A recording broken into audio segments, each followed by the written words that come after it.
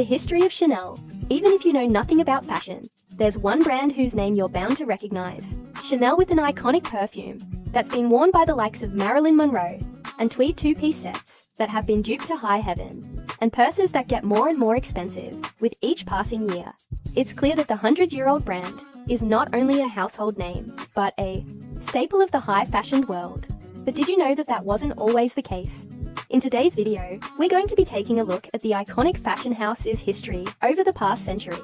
From founder Coco Chanel, is a time as a Nazi collaborator, to the creation of the brand's signature products, to Karl Lagerfeld's controversial 80s relaunch, to the increasingly poor reception it's received in the last few years. Let's get into it. Gabrielle Chanel, more commonly known by her nickname, Coco, was born in Saumur, France, on August 19, 1883. Gabrielle's homeless life was complicated and difficult, with her mother often being ill, and her father frequently traveling in order to peddle his wares. And this neglect was epitomized by her now well-known last name being misspelled as Chasnell on her birth certificate.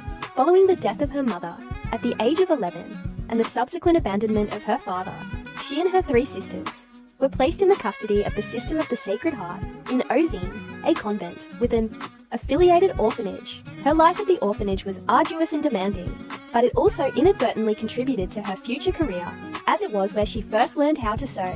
After turning 18 in 1901, Gabrielle left the convent and moved to Milan, where she worked as a sales assistant and seamstress at Mayon Grandier during the day, and in the evening moonlighted as a cabaret singer.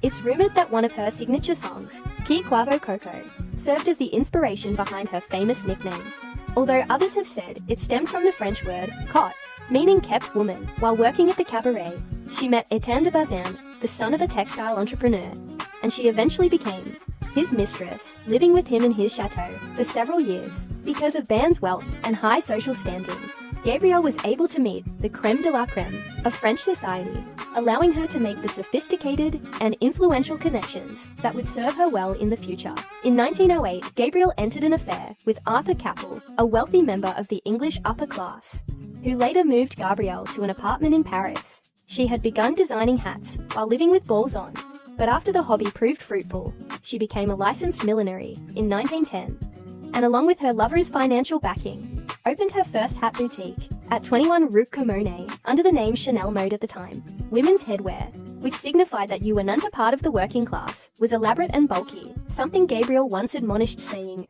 quote, "How could women think with such a thing on their heads?" By emphasizing subtlety and simplicity, with a single ribbon or feather on a wide brim hat, Gabrielle's designs were a welcomed subversion of the norm, with the designer saying, quote, "Simplicity is the keynote of any true elegance."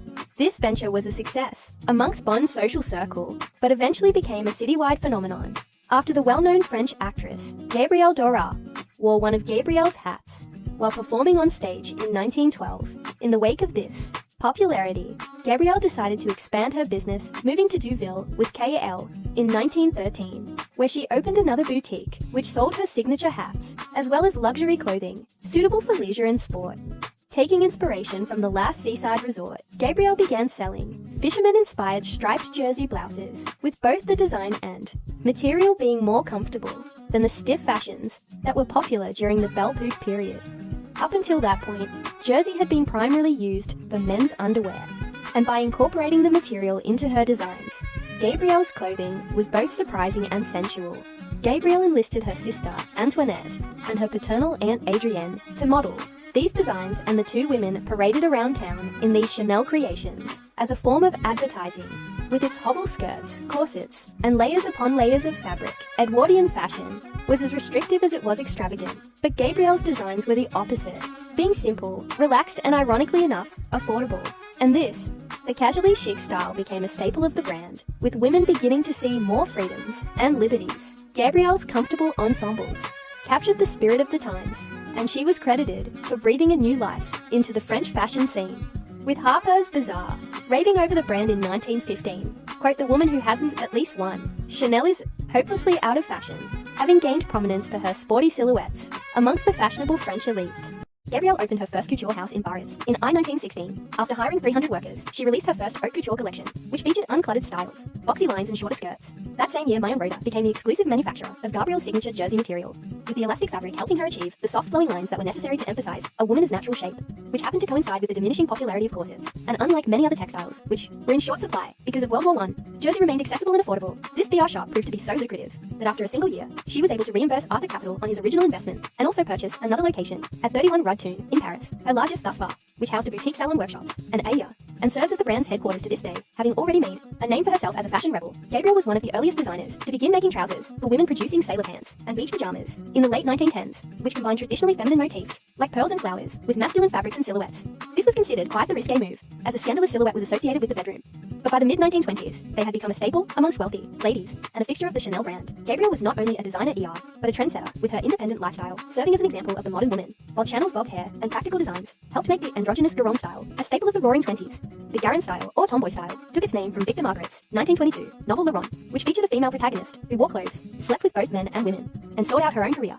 The look, much like the book itself, was rather controversial, so it was inevitable that the rebellious house of Chanel would embrace the style that Garonne coincided with the popularity of the slim and petite gaming body type, which Gabrielle had, and her designs were often made to complement this boyish frame. This worked in her favor during the 1920s, as gaming was on vogue, and many of her most iconic designs that were introduced during this time period, like her two-piece sets, had a slightly boxy silhouette that was seen as flattering on that sort of figure. Said sets were supposedly inspired by the suits worn by her lover at the time, the Duke of Weston, continuing the Chanel trend of mixing the feminine with masculine. Gabrielle's designs often took inspiration from her personal life, with her childhood spent at the convent being cited as an influence on the Chanel aesthetic, with the designer's contrasting lines and frequent use of black and white being interpreted as an ode to a nun. To habit, her lover Arthur Capel also served as her muse. Throughout her career, a polo player with a penchant for well-tailored clothing, Capel, sartorial suits were the inspiration behind the masculine elements in Gabrielle's early designs, not to mention her usage of jersey. His death in a car accident in 1919, which occurred while he was on the way to visit Gabrielle, thrust her into a years-long grieving period, saying later in life, quote, "His death was a terrible blow to me in losing capital.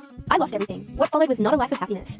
I have to say, in the wake of his passing, the designer frequently wore black, something that eventually led to the creation of her black dress in 1926, with the simple design being referred to by Vogue as the, quote, "Chanel Ford, the frock all the world will wear." If you want to learn more about the history of the little black dress in general, make sure to check out our video, all about it, working in collaboration with famed chemist of the little black dress and perfumer, Ernest Beau Gabrielle, created the brand's first perfume, Chanel No. 5, in 1922. The prominent placement of the Chanel name ensured that the perfume would be immediately linked to the house's identity, while the number itself had a meaning, with Gabrielle saying, quote, "I show my collections on the 5th of May, the F month of the year, and this number 5 will bring it good luck." Funnily enough, Chanel still presents their collections on the 5th of the month during that time period. Perfumes that were heavy with animal musk or jasmine were associated with women of the night. But Gabrielle wanted a scent that would appeal to the liberated feminine spirit of the 1920s and reject society's ideas about respectable women. Ernest B. initially hesitated at Gabrielle's choice because the perfume's 80 ingredients at signature jasmine scent was quite costly, to which she responded, did quote, "In that case, add more of it. I want to create the most expensive perfume in the world." Arthur Capel's toiletry bottles and whiskey decanter have been credited as the influence behind the perfume's unique look, with its sleek and simple square design, helping with the product's longevity and recognizability.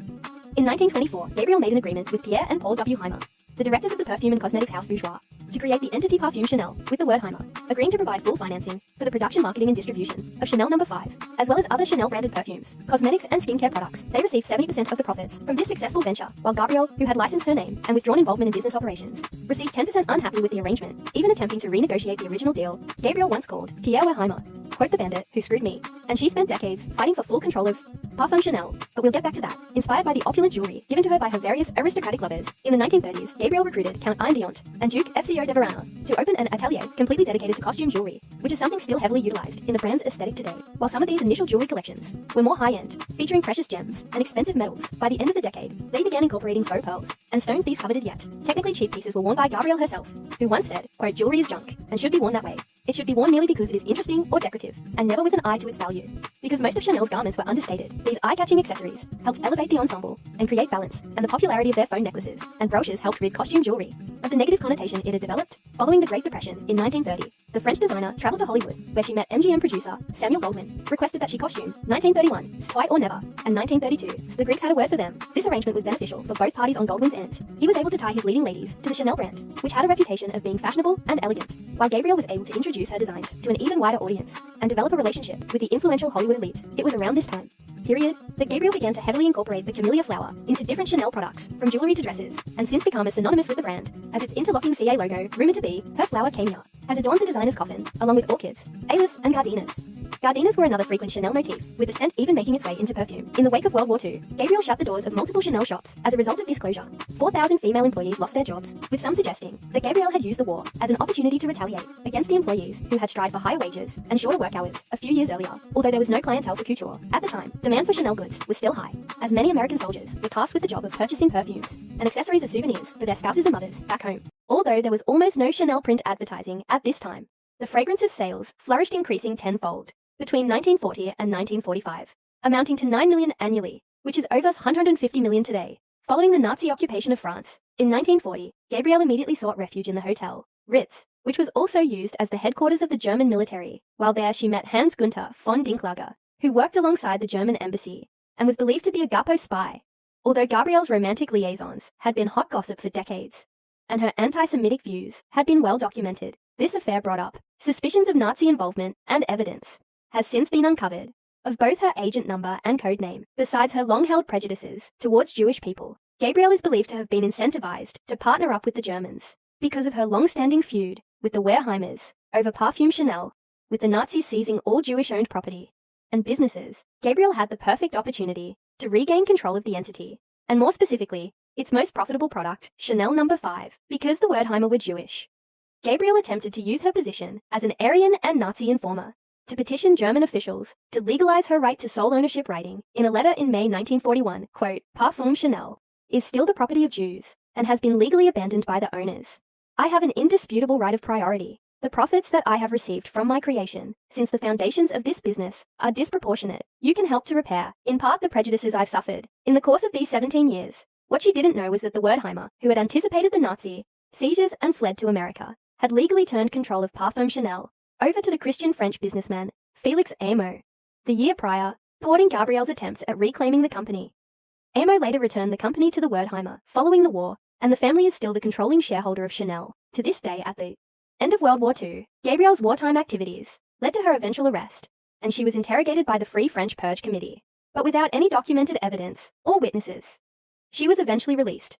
Many believe that her punishment was secretly intervened by then Prime Minister of the UK, Winston Churchill, who Gabrielle had first befriended in the 1920s, when she was involved with the Duke of Westminster. Despite going free, Gabrielle's reputation was severely damaged, and she went into an 8-year exile in Switzerland, after determining that it was no longer safe for her to remain in France. Still upset about what she deemed to be an unjust business dealing, Gabrielle established a Swiss perfumery to create, produce and sell her Chanel perfumes, and she claimed that the Chanel No. 5, sold by the Wertheimer, was no longer the authentic fragrance created by Mademoiselle Chanel. Seeing their business interests threatened, Pierre Wertheimer set out to settle his quarrel with Gabrielle, and in May 1947, they renegotiated the 1924 contract that had established Parfum Chanel. She was ultimately awarded $400,000 in cash for the wartime profits from the sale of the perfume, a running 2% royalty on all sales of Chanel No. 5, and a monthly stipend that paid all of her living expenses.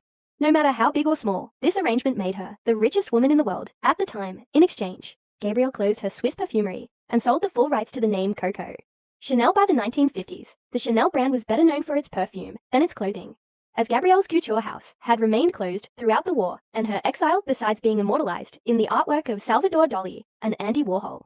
The fragrance was also a famous favorite of actress Marilyn Monroe, who once quipped in an interview that she wore 5 drops of Chanel No. 5 to bed and nothing else, and was later photographed applying the perfume in a series of portraits. You'd have to pay for that sort of advertising today. But funnily enough, Chanel didn't. That's how popular it was during Chanel's heyday. In the 1920s and 30s, female designers had been at the forefront of the fashion industry, but men had seized the post-war market, with Christian Dior famously achieving success with his glamorous new look, hyper-feminine, with structured silhouettes, cinched waists, and layers upon layers of fabric. These Dior designs were the antithesis of Gabrielle's style philosophy of understated elegance, and she was vocal about her displeasure with this aspect of post-war era fashion, saying, quote, "Look how ridiculous these women are wearing clothes by a man who doesn't know women, never had one, and dreams of being one." Yet she was homophobic, as well as an anti-Semite.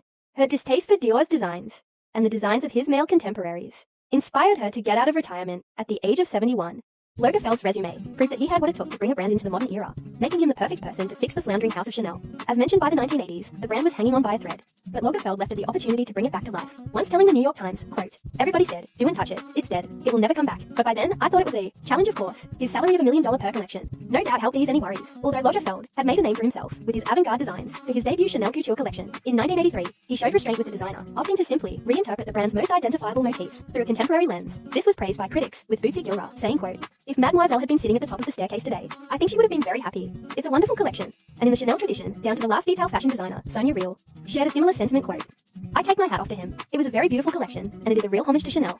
It was full of respect for what she did, with some evidence of sliding towards something else." These early collections were inspired by the brand's heyday in the 1920s and 30s, with Lagerfeld saying, quote, "Everyone remembers the typical Chanel suit she did in the 50s, but I like to remember the work she did when she was young in the 20s." Although Lagerfeld was praised by critics for this unique understanding of the modern-day consumer, his design signs were poorly received by Chanel's long-standing clients who thought that they were too contemporary. Lagerfeld continued revamping Chanel by taking over the ready-to-wear line the following year and reimagining the brand's 2 for 55 handbag. He also began integrating the interlocked CC monograph into his designs, which has since become a staple of Chanel's iconography, although he stayed loyal to the classic Chanel look throughout the 80s, incorporating tweed chains, pearls, quilting charmers, neutral colors, and skirt sets. In the 90s, he became far more experimental in a sharp dap position from the minimalist designs Gabrielle Chanel was known for. Lagerfeld upped the brand sex appeal and femininity with plunging necklines, sheer fabrics, tight dresses, higher heels, neon colors, and short hems, something I personally think Gabrielle Chanel would have despised, with the designer once saying, quote, "The knee will not be shown here. The knee is a joint. Do you think that should be shown a knee?" A miserable knee logger Feld openly disagreed with his predecessor about the matter, saying, quote, "Chanel killed herself when she said that miniskirts were revolting when she was young.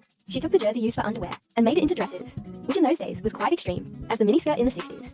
So why should she establish a standard for what is elegant for the rest of time?" What aboard Gabrielle, his famous saying, "Before you leave the house, look in the mirror and take one thing off," also went against Lagerfeld's design sensibilities, with his Chanel collections from the 90s being known for their extravagance and over-accessorizing. Many of Lagerfeld's designs from this time period took inspiration from black streetwear, with bucket hats, denim large chains, tracksuits, sneakers, and rainbow hair, extensions hitting the runway, as well as his sudden use of logo mania, which was pioneered by designer Dapper Dan the decade prior. This inspiration didn't go unnoticed by the media, with the Independent reporting in 1993, quote, "All the signs are that Lagerfeld, who is said to spend a lot of time watching MTV in any one of the splendid 18th century rests as he has acquired, has lost the plot. Looking at MTV, you can understand why black rappers with their oversized clothes, heavy gold chains seem to have become muddled. In his creative mind, with the old Chanel, the street has given Lagerfeld just a touch of inspiration. This time, it seems to have overwhelmed him, as he has attempted to translate young black style into fashion for the BGEA white customer. These changes to Chanel's classic silhouette further alienated their existing clientele, and were even disapproved of by critics, with one publication saying, quote, "It can be easy to design for a line that had its heyday in the 1980s. That could be the problem for Chanel designer Karl Lagerfeld, who seems to be so relentlessly focused on proving himself a master of modern design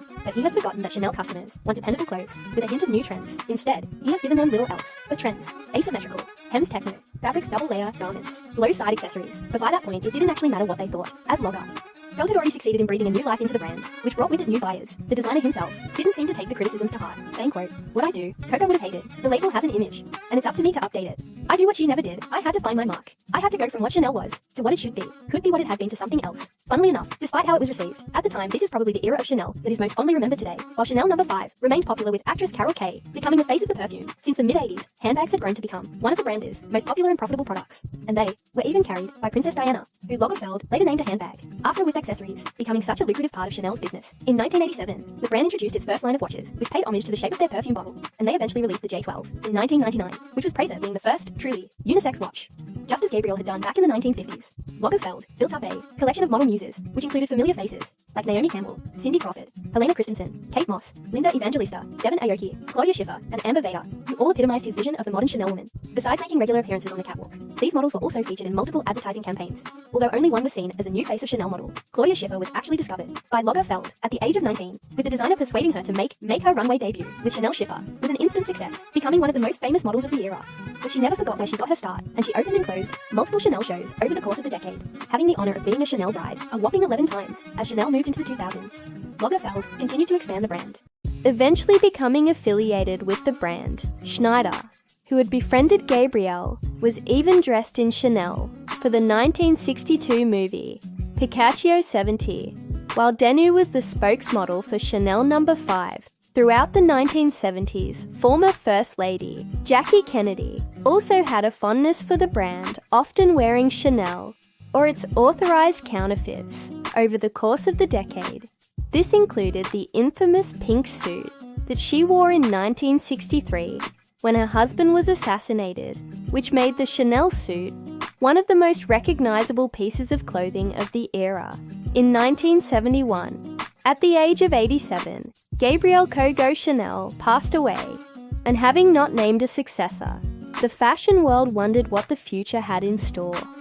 For the House of Chanel, after her death, Yves Dell, Jean Coban, and Philippe Gaubert began designing for the fashion house Dell, and Coban were responsible for the OK Tour line, while Gaubert was credited as the creator of the brand's first ready-to-wear collection. In 1977, with different designers, the two lines lacked consistency, with Gaubert saying, quote, "It was difficult to keep the look, but not to repeat it exactly.